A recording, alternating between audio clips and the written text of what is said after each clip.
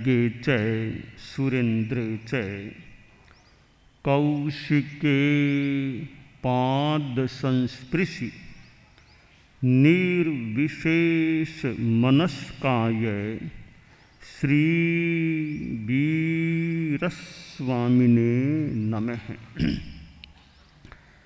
आरहत वाङ्मय में कहा गया है, अनेक चित्ते खलु अयम पुरुष। यह पुरुष अनेक चित्तों वाला होता है। आदमी के भीतर, प्राणी के भीतर कार्मण शरीर होता है। जैन विद्या में शरीर 5 प्रकार के बताए गए हैं। 25 बोल में 7वां बोल है। 7वां बोल शरीर 5, औदारिक, वैक्रिय, आहारक, तेजस, कार्मण। ये 5 शरीर हैं। इनमें से ये औदारिक शरीर जो हमारे साथ है, ये हाड़ मांस का पुतला, यह शरीर औदारिक है। यह औदारिक शरीर मनुष्यों के होता है और पशु आदि तिर्यंचों के भी होता है।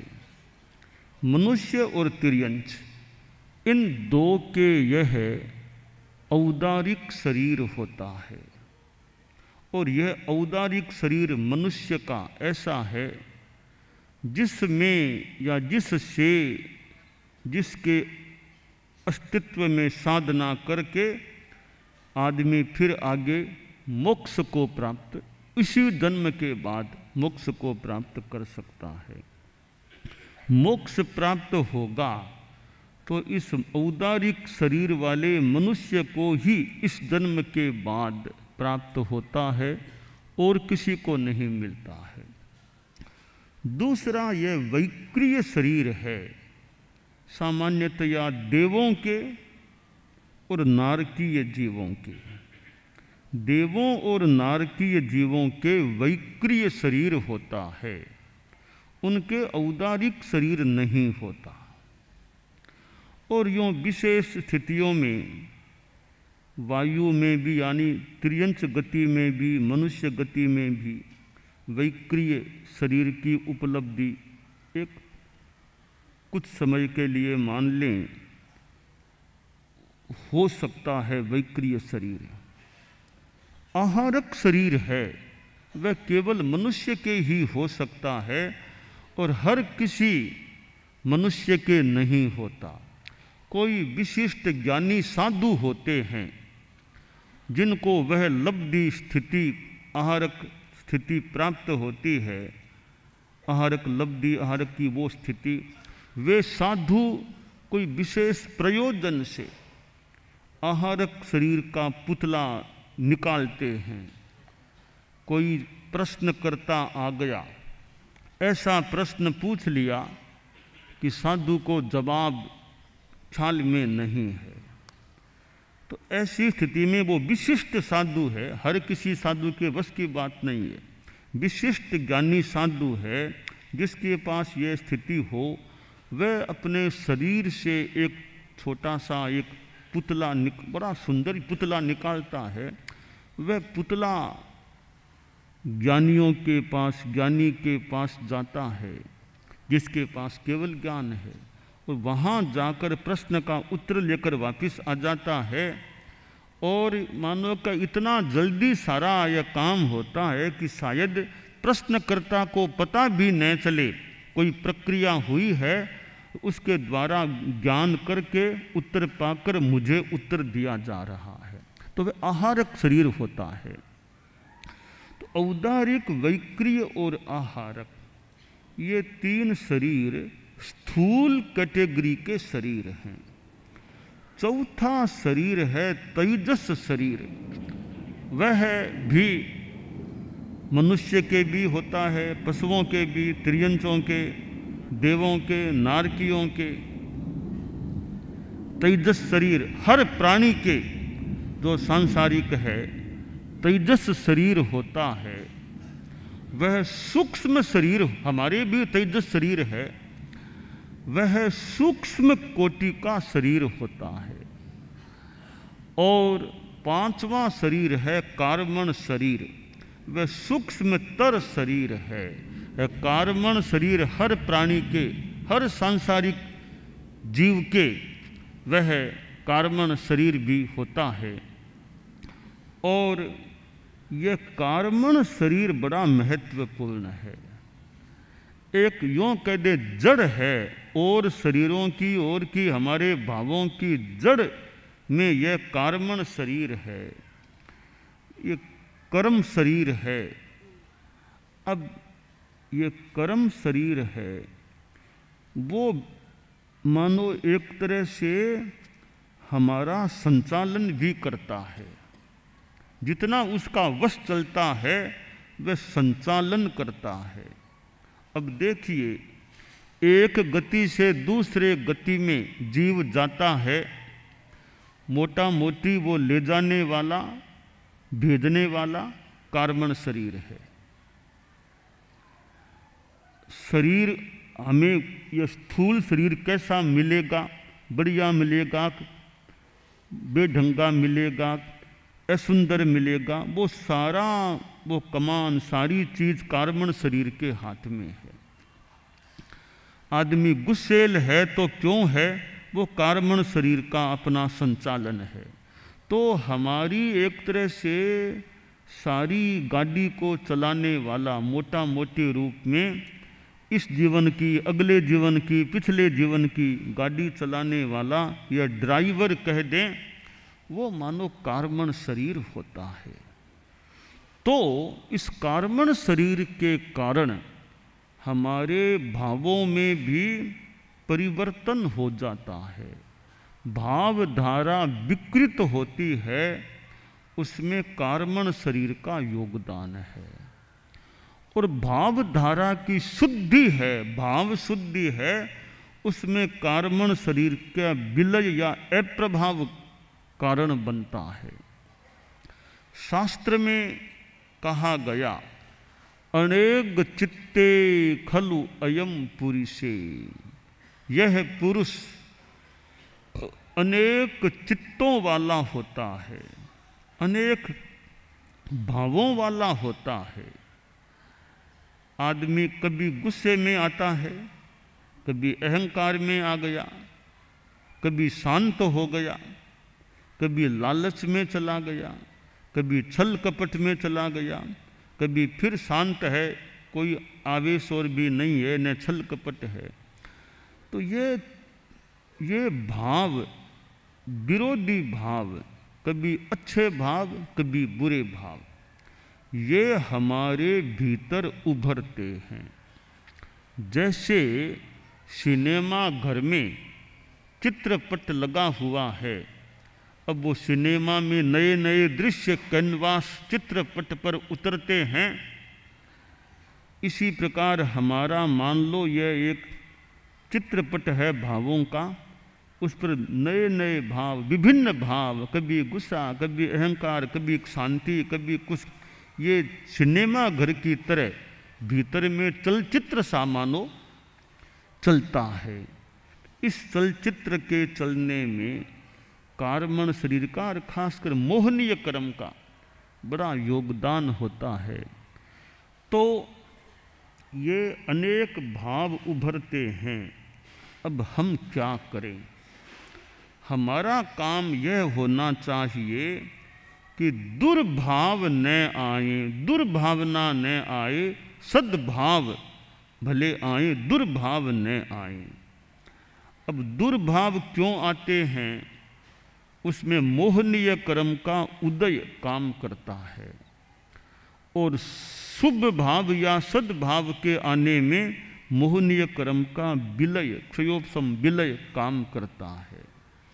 यह धर्म की साधना है, अध्यात्म की आराधना है। यह मोहनीय कर्म पर प्रहार करने का प्रयास है। हम ध्यान करते हैं, आप लोग सामायिक करते हैं, हम साधुपना मानो, साधुपना पालता है, श्रावक त्याग प्रत्याख्यान करता है, प्रवचन श्रवण करता है, पौषध करता है, तपस्या करता है। यह सारी साधना हमारी आत्मा की शुद्धि के लिए है। और आत्मा की शुद्धि है तो भाव शुद्धि तो हो ही जाएगी। और कर्मण शरीर पर वो प्रहार है, कर्म कटे नए कर्म बंधे नहीं, पुराने कर्म कटे। इसके लिए यह धर्म की साधना है, अध्यात्म की साधना है, सामायिक आदि आदि है, शुभ योगों की आराधना है, वह साधना होती है। श्रावक सामायिक करता है तो 6 कोटि की सामायिक की बात है, 8 कोटि की सामायिक की बात है, तो 9 कोटि सामायिक की बात है। हमारे जैन श्वेतांबर 13 पंथ में जो धारणा, या सारे संत छोटे इतने जाने नहीं जाने मोटा, कि सामायिक तीनों प्रकार की हो सकती है। 6 कोटि की सामायिक भी श्रावक के हमारी परंपरा में मान्य है। 6 कोटि का मतलब 2 करण 3 योग से त्याग करे। सावध्य काम यानी करूँ नहीं मन से, करूँ नहीं वचन से, करूँ नहीं काया से, कराऊँ नहीं मन से, कराऊँ नहीं वचन से, कराऊँ नहीं काया से, ये 6 कोटि, इनका सावध्य योग का 2 कर्ण 3 योग से त्याग होता है। तो वो सामायिक जिसके लिए ये त्याग करता है श्रावक, वो 6 कोटि की सामायिक होती है। अब 8 कोटि की सामायिक भी हमें मान्य है। अब 6 कोटि तो हो गई, अब कोई इतना और त्याग कर दे, अनुमोदु नहीं वचन से, अनुमोदु नहीं काया से, तो 8 कोटि की सामायिक यह भी हमें हमारी परंपरा में मान्य है। तीसरी 9 कोटि की सामायिक, अब 8 तो हो गया, अनुमोदु नहीं मन से यह और त्याग कर दे, सावध्य का अनुमोदु नहीं मन से त्याग कर दे, तो 9 कोटि की सामायिक भी श्रावक के हो सकती है। तो हमारी जैन श्वेतांबर 13 पंथ की परंपरा में 6 कोटि सामायिक भी मान्य है, 8 कोटि सामायिक भी मान्य है, और कोई कर सके करे तो 9 कोटि की सामायिक भी हमारी परंपरा में सम्मत है। तो हमारा केवल न 6 कोटि का है न केवल 8 कोटि का है, दोनों हमें स्वीकार है। तीसरे में 9 कोटि भी हमें स्वीकार है श्रावक के लिए। अब 9 कोटि है वो वैसे सापेक्ष है कि एक सापेक्ष रूप में अनुमोदु नहीं मन से है, वैसे श्रावक के सामायिक में भी उसके सावध्य काम चलते हैं। कैसे चल सकते हैं? आप लोग यहाँ आ गए, सामायिक ले ली, सावध्य योग का त्याग कर दिया। आप घर से आए तब कह कर आए थे परिवार में कि आज वो काकड़ी बनाना, खीरे का साग बनाना। अब आपके कहने से वहाँ वो साग बन रहा है। वो साग किसके कहने से बन रहा है? आपके कहने से बन रहा है। तो वो सावध्य कार्य आपके कहने से हो रहा है। अब इसी प्रकार आपके मान लो ब्याज कोई रकम दी हुई है, बैंक में ब्याज आ रहा है, तो सामायिक के काल में भी उस अवधि में भी आपकी वो ब्याज की प्रक्रिया चालू है। यूँ अनेक काम वो श्रावक के वर्तमान में वो डायरेक्ट नहीं हो तो अप्रत्यक्ष रूप में सावध्य काम चालू है। जबकि साधु के जो त्याग है 9 कोटि के, वो पूर्णतया त्याग है। साधु के कोई आगे पीछे कुछ नहीं, पूर्णतया 9 कोटि के। तो श्रावक के 9 कोटि के त्याग तो हो सकते हैं, पर अप्रत्यक्ष रूप में सावध्य काम श्रावक के चल भी सकते हैं। तो यह सामायिक है, वो श्रावक के 6 कोटि की भी हो सकती है, 8 कोटि की भी हो सकती है, 9 कोटि की भी हो सकती है। सामान्यतया जो सामायिक लेते हैं, दुविहम तिविहेनंग मनसा वैसा कैसा न करे भी न कर, तो 2 कर्ण 3 योग से सामान्यतया सामायिक में 6 कोटि वाला त्याग होता है। पर कोई चाहे तो 6 कोटि के साथ 2 कोटि और जोड़ दे, अनुमोदु नहीं वचन से काया से, तो उसके 8 कोटि का त्याग हो जाता है। और साथ में इतना और जोड़ दे, अनुमोदु नहीं मन से, तो श्रावक के 9 कोटि की सामायिक भी पालित यानी ली जा सकती है। पालने का ध्यान रखे, पाले तो पूर्ण वो एक सीमा तक सापेक्ष रूप में 9 कोटि की सामायिक भी हो सकती है। तो यह सारी इधर पौषध की साधना तपस्या और है, यह सारा काम मोटा मोटी कार्मण शरीर को कमजोर करने के लिए नए सिरे से कर्म लगे नहीं, पुराने कर्म कटते जाएं, यानी कुल मिलाकर के मोक्ष की दिशा में गति हो जाए, कभी मोक्ष मिल जाए। इसलिए यह सारी धर्म की साधना होती है। अब सामायिक है, कोई यह पूछे कि सामायिक श्रावक की है वो शुभ योग है या अशुभ योग है। सामायिक तो सामायिक अपने आप में संबर है, सामायिक अपने आप में न शुभ योग है न अशुभ योग है, वह संबर है। पर सामायिक के दौरान आप स्वाध्याय करते हैं, धर्म चर्चा करते हैं, जप करते हैं, तो वह सामायिक में शुभ योग होता है। पर सामायिक अपने आप में न शुभ योग न अशुभ योग, वह संबर होता है।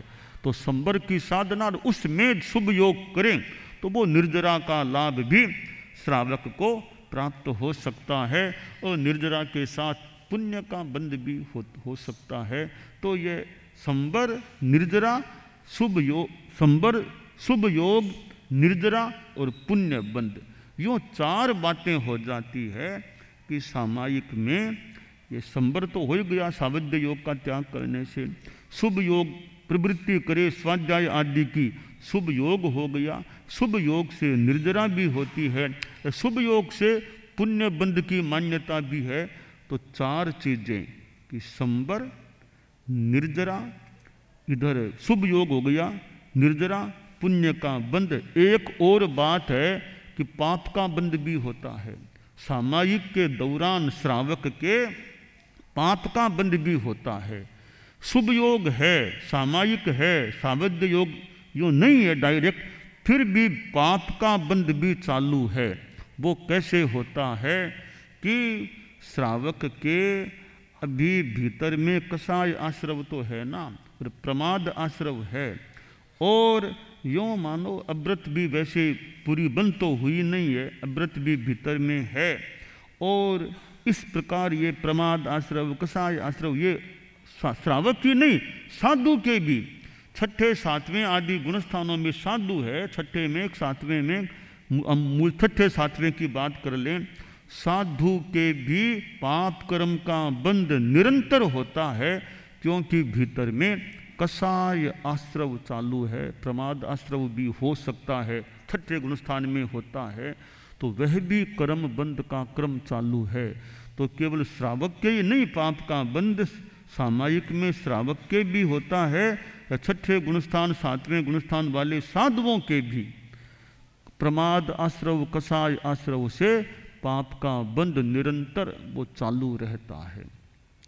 तो ये जो कार्मण शरीर है, ये सारा प्रभाव मूलतः कार्मण शरीर का है, कर्म का बंध कराना।